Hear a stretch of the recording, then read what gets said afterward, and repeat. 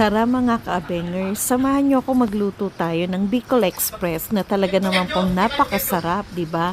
And then ito na nga, di ba, bago ang lahat, yung ating mga siling green ay tinanggalan muna natin ito ng butod. So yung sa kabilang side, yung nasa kanang side, ito yung lahat ng mga sili na tatanggalan natin ng buto and then hiwa-hiwain natin ito.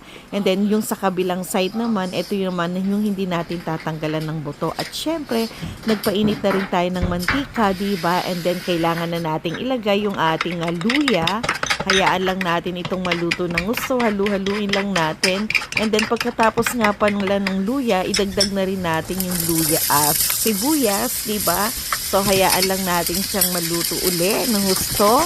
Imekos-mekos lang din natin yung ating pagluluto sa luya at sibuyas. Ano ba yan? Nagkakamali ang lola niya, di ba?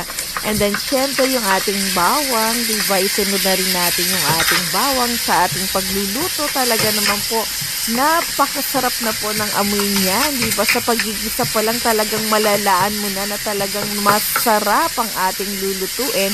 At syempre, nilagay na rin natin yung sili natin na ito yung may mga buto, di ba?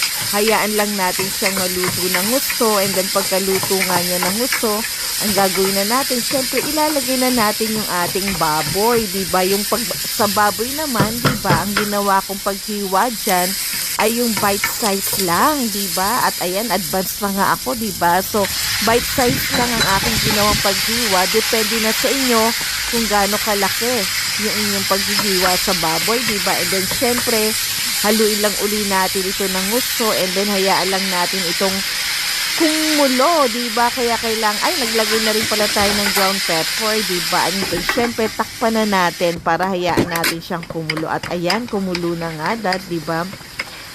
Halu-haluin lang natin. Naku, may nakalimutan nga pala ako dyan, di ba? Nakalimutan ko pala yung ating bagoong. So, nilagay ko na nga pala yung ginisang bagoong alamang. Talaga naman pong pagkalagay ko niyan, ang amoy talagang katakam-takam na, diba? And then, syempre, haluin na natin ito ng mabuti, diba? And then, takpan lang din uli natin pa siya. And then, pakuluan natin siya ng ilang minuto, diba? Para sa ating nilulutong ating Bicol Express. And then, ayan, okay na. And then, syempre, medyo natuyuan na nga, diba, yung ating niluluto. Kaya, ilagay na natin yung ating coconut cream. So, isang lata ng coconut cream ang nilagay natin sa ating Bicol Express, diba? And then, hayaan lang natin itong kumulo. Takpan muna natin. Hayaan natin kumulo ito ng kumulo, diba? And then, hanggang sa ito ay maging okay na. Syempre, ayan, hinalo-halo natin, diba? And then, naglagay na rin ako ng coconut cream. So, kalahati lang ng coconut cream ang nilagay ko dyan. And then, haluin lang uli natin. And then, of course, lagyan natin ng patis, diba? Depende sa inyo kung paano kung gusto nyo ng asin, okay lang din. And then, halo-halo tayo. Syempre, takpan natin, hayaan lang natin itong kumulo na kumulo. And then, paminsan-minsan, i-double check din natin, diba? Yung ating niluluto. At ayan na nga, diba? Talaga naman pong, talagang umano na siya, lumapot na siya ng konti, diba? And then, of course, ilalagay na natin yung ating siling green. Tinanggalan ko nga ito ng mga buto, diba? Kasunod na nga niyan yung labuyo. And then, syempre, halu-haluin lang natin.